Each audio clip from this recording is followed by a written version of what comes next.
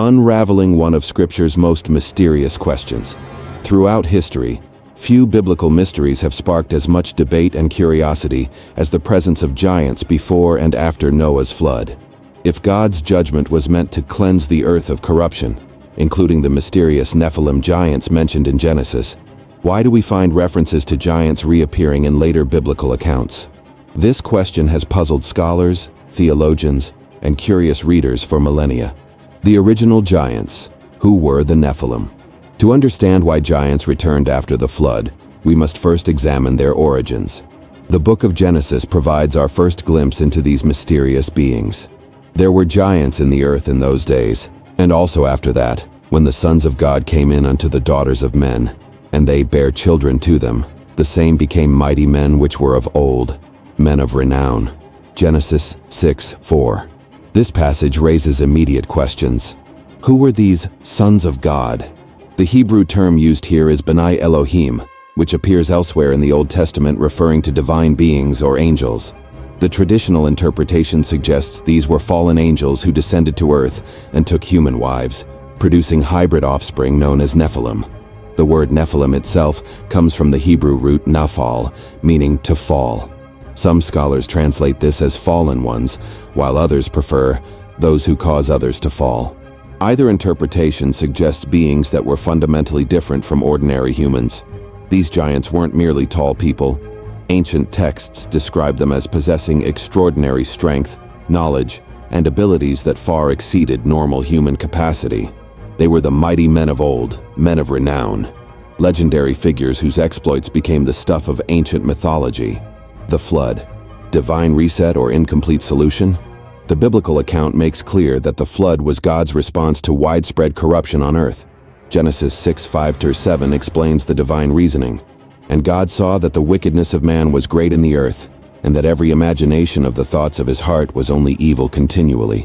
And it repented the Lord that he had made man on the earth, and it grieved him at his heart. And the Lord said, I will destroy man whom I have created from the face of the earth. The flood was meant to be a complete reset, a divine cleansing that would eliminate the corruption that had infected humanity. Only Noah and his family, along with the animals in the ark, were spared. This raises a crucial question. If the flood was truly global and complete, how could giants possibly return? The mysterious return. Giants after the flood. Despite the apparent thoroughness of the flood judgment, giants reappear in biblical narratives with surprising frequency. When the Israelites send spies into the promised land, they return with a terrifying report. And there we saw the giants, the sons of Anak, which come of the giants, and we were in our sight as grasshoppers, and so we were in their sight. Numbers 13:33. This passage explicitly connects the post-flood giants to the pre-flood Nephilim, using the same Hebrew term.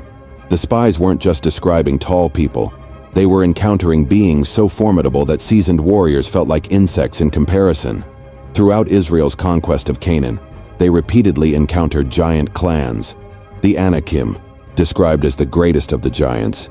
The Rephaim, ancient giants whose name appears in various contexts. The Amim, feared by the Moabites. The Zamzumim, dreaded by the Ammonites. Individual giants like Goliath and his brothers. Theories. How did giants return? Scholars and theologians have proposed several theories to explain the post-flood presence of giants. Theory 1. The genetic line. Theory. Some suggest that the genetic material for producing giants somehow survived the flood through Noah's family line. This theory proposes that one of Noah's sons or their wives carried recessive genes that could produce giant offspring under certain conditions. While this explains the physical return of large humans, it doesn't account for the supernatural characteristics attributed to the Nephilim. To Theory 2. The ongoing angelic rebellion theory. This interpretation suggests that the original angelic rebellion didn't end with the flood. Just as fallen angels produced giants before the flood, they continued their interference with humanity afterward. This theory is supported by various non-canonical texts that describe ongoing angelic activity and intervention in human affairs. The Book of Enoch, while not considered canonical by most Christian denominations, provides detailed accounts of angelic beings continuing to corrupt humanity after the flood. Though we must approach such texts with caution, they offer insights into how ancient people understood these mysteries. Theory 3.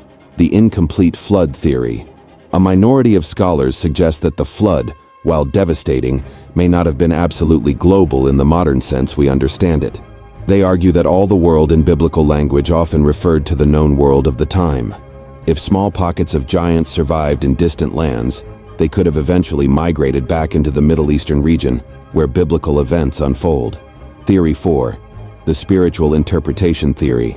Some theologians propose that the post-flood giants weren't necessarily physical descendants of the original Nephilim, but rather humans who had become demonically influenced or possessed. This theory suggests that the spiritual corruption that characterized the pre-flood giants found new expression in post-flood civilizations. The deeper mystery: why were giants allowed to return? Perhaps the more profound question isn't how giants returned, but why God allowed their return. If the flood was meant to eliminate corruption, why permit conditions that would lead to the same problems? Testing and preparation. One theological perspective suggests that the presence of giants served as a test for God's people. The Israelites' encounters with giants weren't accidents but divine preparations for greater challenges. Just as David's victory over Goliath prepared him for kingship, the nation's struggles against giants may have strengthened their faith and military capabilities. The principle of human choice. Another view emphasizes human free will. Even after the flood's cleansing, humans retained the capacity for both good and evil choices. The return of giants might represent humanity's continued susceptibility to corruption, demonstrating that external cleansing cannot change the human heart without divine transformation. Prophetic symbolism.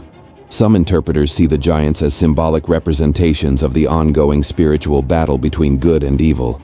In this view, the physical giants represent spiritual forces that oppose God's people, and their defeat symbolizes the ultimate triumph of divine power over evil. Archaeological perspectives. What does evidence suggest? While maintaining healthy skepticism, it's worth examining what archaeological evidence might tell us about ancient giants.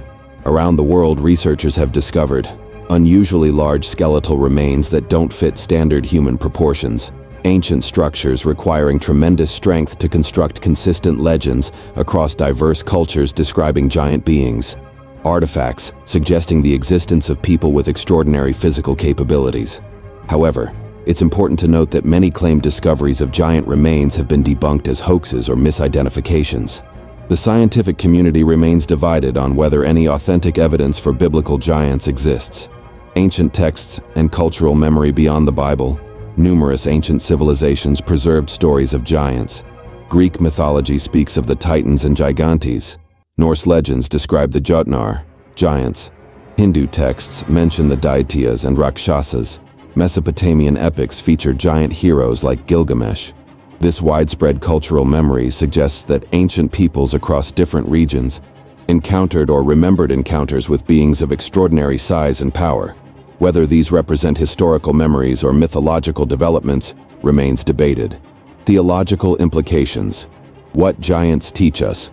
The story of the returning giants offers several important theological lessons. The persistence of evil. The return of giants after the flood demonstrates that evil cannot be permanently eliminated through external judgment alone. True transformation requires internal change, the renewal of the human heart that only divine grace can accomplish. The importance of faith over fear. When the Israelite spies reported seeing giants in the Promised Land, 10 of the 12 were overwhelmed by fear. Only Joshua and Caleb maintained faith that God could give them victory, despite seemingly impossible odds. This teaches us that apparent obstacles, no matter how intimidating, cannot thwart divine purposes when faced with genuine faith. The progressive nature of God's plan. Rather than solving all problems instantly, God often works progressively through history. The giants represented ongoing challenges that required Israel to grow in faith, courage, and dependence on divine strength. Each victory over giants prepared them for greater challenges ahead. Modern applications.